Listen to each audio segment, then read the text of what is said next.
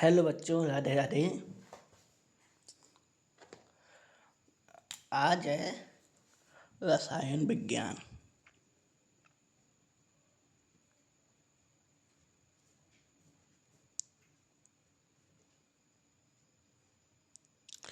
ठीक है ना।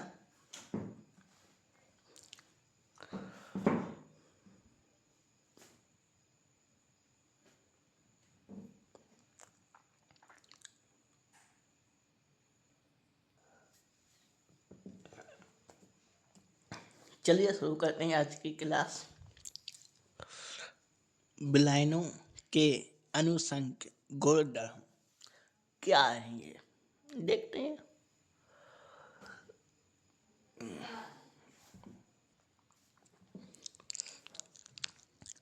किसी आवासशील विलय के विलायन के वे भौतिक गुण जो उस विलायन में उपस्थित विलय के कणों की संख्या पर निर्भर करते हैं, विलायन के अनुषंग गुण कहलाते हैं। परिभाषा है, कुछ ज़्यादा दिया नहीं है, याद कर लें बस। चलिए बढ़ते हैं आगे। आगे दिया गया विसरण। चलिए इसमें इस लेसन में कुछ ज़्यादा खास है नहीं, बस परिभाषाएं हैं, इन्हें याद कर लो। पूछी जाएगी विसरण की परिभाषा क्या है। किसी विलय को विलायक में घुलने पर विलय कणों का अधिक सांद्रता से कम सांद्रता की ओर स्वतः गति कर अनंत समंगी विलयन बना लेना विसरण कहलाता है। इसको जरा समझेंगे।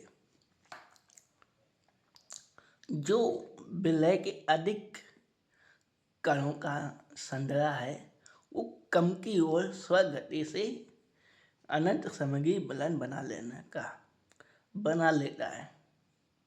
यानी मानो ये कम है, ये देखो,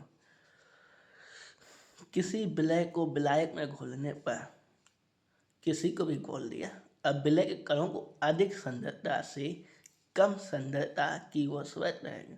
यानी जो अधिक है वो कम की ओर खुद ही भाग जाएगा, और भागेगा तो वो समंगी विलयन बना लेगा। उसे ही विसरण कहलाता है। ठीक है ना। सो तक समझ गए। चलते हैं आगे।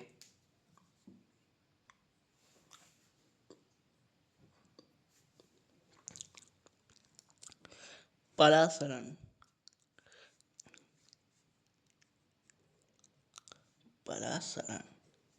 ठीक है। विलायक के अणुओं का अर्ध परगम झिल्ली में से होकर शुद्ध विलायक से विलायन की ओर अथवा तनु विलायन से संध विलायन की ओर कुल स्वतः प्रवाह परासरण कहलाता है। कुछ नहीं है, बस जो अर्ध परसमक झिल्ली में से होकर शुद्ध विलायक से विलायन की ओर अथवा तनु विलायन से संध विलायन की ओर कुल स्वतः परासरण कहलाता है। यानी वही आपस में याद करना, कुछ है नहीं। चलते हैं फिर आगे। परासरण दाब। छोटी सी परिभाषा। परासरण दाब को व्यवस्थित करने हेतु निम्नलिखित परिभाषाएं दी जाती हैं। परासरण दाब को व्यक्त करने हेतु निम्नलिखित परिभाषाएं दी जाती हैं।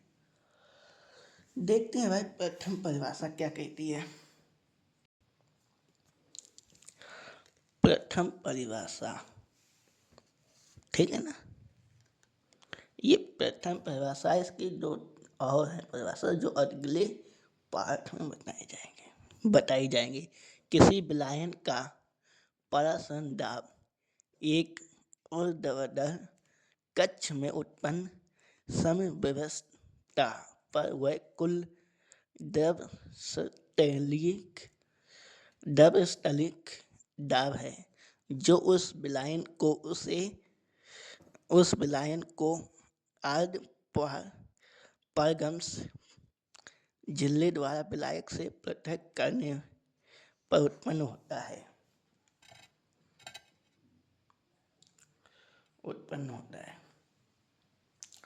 सिंपल परिभाषा है।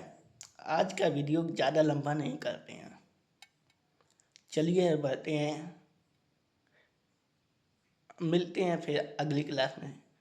तब तक के लिए राधे राधे।